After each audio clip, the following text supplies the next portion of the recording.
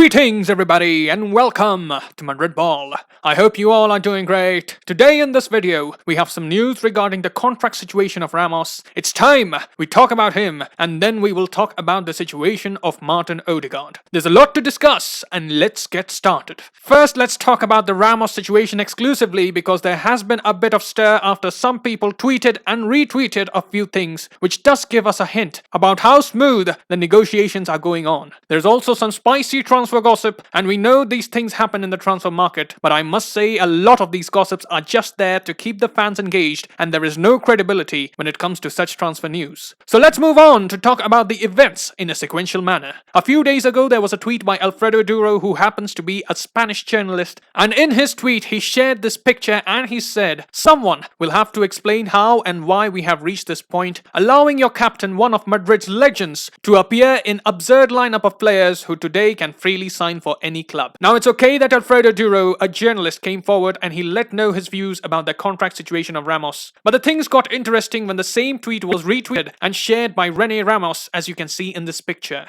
As many of you may be knowing, René Ramos is the brother of Sergio Ramos, and he also happens to be his agent as well. Now there are two ways of perceiving this situation. Number one, it can simply be a tactic to speed up the negotiations of Sergio Ramos, put a bit more pressure on Real Madrid to meet the terms that Sergio Ramos is asking for. And number two, it may suggest that the contract negotiations are not going as smooth as expected earlier. The same notion was put forward by Marca in their news article, as they went on to suggest that the issue regarding the renewal is the length of the contract. They say Ramos currently has a 1-year contract extension on the table, which would see him earn roughly what he earns right now, that is 12 million. But there was another report that was put forward by El Chiringuito, and they mentioned Real Madrid offered Ramos two different options to extend his contract with the club. One, a single-year extension maintaining his current salary, and the second option would be a 2-year contract with a significant salary cut around 10%. Now when it comes to the contract situation of players above 30 at Real Madrid, they do have this policy in place that they only offer extension on a year-to-year basis, and that policy is again being referred to while the contract renewal of Ramos is under consideration. Marca say in the light of the situation, the club recognizes that the captain will listen to offers from other teams, but Real Madrid don't want to budge from their position. It also says that nobody questions the performance of Ramos, but the club insists on sticking with the aforementioned policy. The stall in negotiations was reported by Candena Sir and El Chiringuito as well.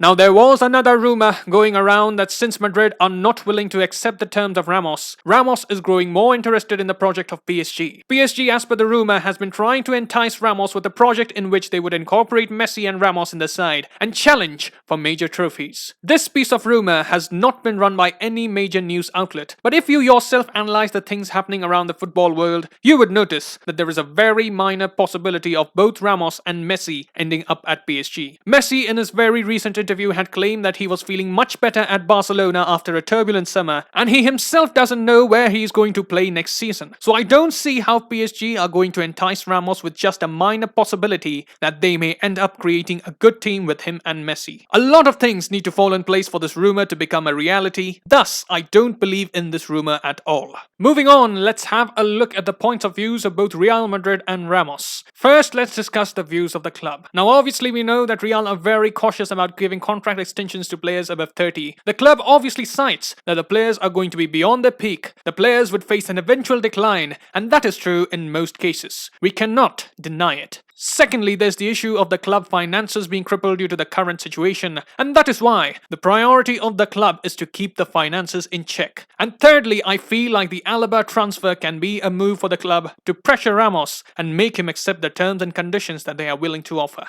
And now if we look at the situation from the point of view of Sergio Ramos, we know it and he as well realizes it, that he is still in peak of his powers, and this year he's about to turn 35. So it must be at the back of his mind that this is the last opportunity that he has to get a long-term contract at a big club, which would be challenging for the league and the Champions League. Obviously, he would like to have the opportunity to end his career at Real Madrid. If the contract is extended by 2 years, by the end of the contract, he will be 37, and he may have the chance to end his career at Real Madrid, which he has emphasized upon quite a few times. Lastly, there's also the issue of his family, which has stayed in Madrid for such a long time. His children have grown up in that place, and it would be difficult for his family to move from one place to another and start afresh in some other place. place. That can be one reason why he is demanding for more than a year on his contract. We can refer to the Messi interview where he had said his family was in tears when he had announced that they were about to leave Barcelona. This apparently was a factor in Messi reversing his decision. Talking more about Ramos, I, just like all of you, want Ramos to stay because he's simply our captain and he is the heart of our side. He is not just a player but an emblem of Real Madrid. He displays all the characteristics that a Real Madrid player should have. And yes, he's about to turn 35, but we can't deny that he is the glue that holds our defense together.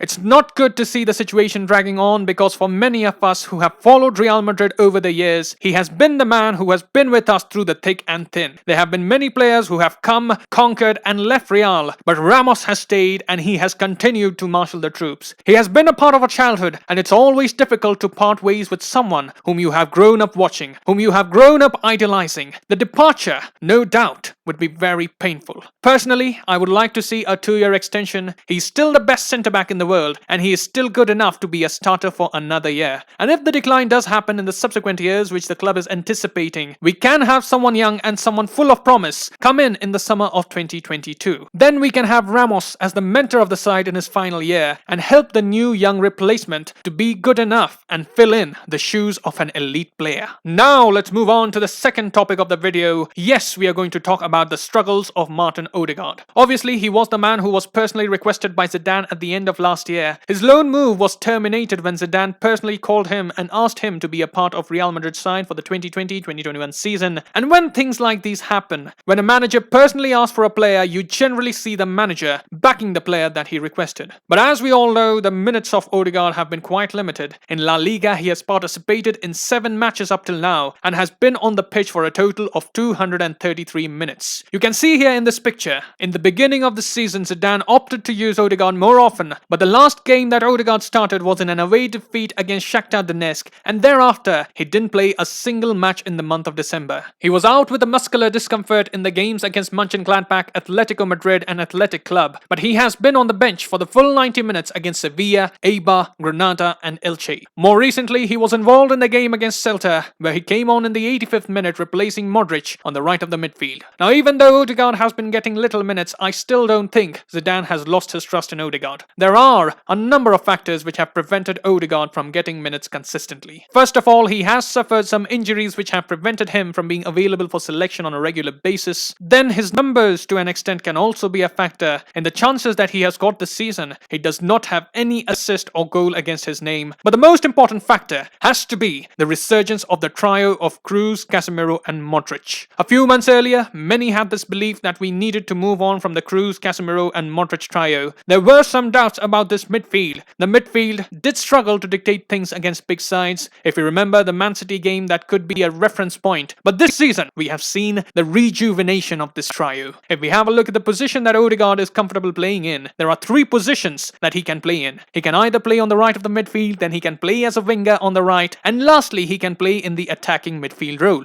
These are the positions that Odegaard played in the last season where he really made a name for himself at Real Sociedad. Now, if we have a look at the competition that he has, firstly, if we see his competition in the right midfield role, 1. You have Luka Modric, who has been the best player of this season, in my opinion, of course. Then we have Valverde as well, who also favors the right midfield position, and it would be safe to say that at this moment, at this point of time, both Valverde and Modric are ahead of Odegaard. Secondly, if we have a look at his competition in the right wing, we have Vasquez there. He has become Zidane's preferred option in the past few matches. Then we have Rodrigo, who has played a few match-winning cameos in that position before his injury. And lastly, we have Marco Asensio, who lately has looked like he has rediscovered his form. So you can see there is stiff competition for Odegaard. And finally, now let's talk about the position that Odegaard is most comfortable in, the attacking midfield role. Zidane has used him this season in the 4-2-3-1, but since Zidane has found his best starting 11 and his best formation, he has been a bit reluctant to change things. Zidane has stuck with the same midfield 3 and the same 4-3-3 formation, and you can't really ask Zidane to do otherwise because we have been on this run of games where we have stayed unbeaten and it becomes difficult for a manager to tweak with the winning formula. Thus, I do feel that we need to see a change of formation for Odegaard to get more chances. I personally for once would like to see Odegaard in this lineup. The 4-4-2 diamond midfield with Odegaard at the top. He would have Hazard and Benzema ahead of him making those runs which Odegaard has the ability to pick, and behind him there would be Kroos, Casemiro and Modric dictating the tempo of the game. Odegaard is having a tough time, but I must say there is still a lot of positivity regarding Odegaard. There were a few reports earlier suggesting that Modric will be mentoring Odegaard, and can one possibly have a better mentor? He will be guided by one of the best midfielders of all time, so definitely Odegaard can learn a lot, and there is still a long way to go in this season. Hence, I do expect he will get more minutes down the lane, but I do think in those opportunities that he will get in the future, he needs to take them with both hands. He needs to rack up a few assists and be impactful, because we know at teams like Real Madrid, it becomes very difficult to turn things around once the tide is against the player. So let's hope Odegaard lives up to the expectations and be the player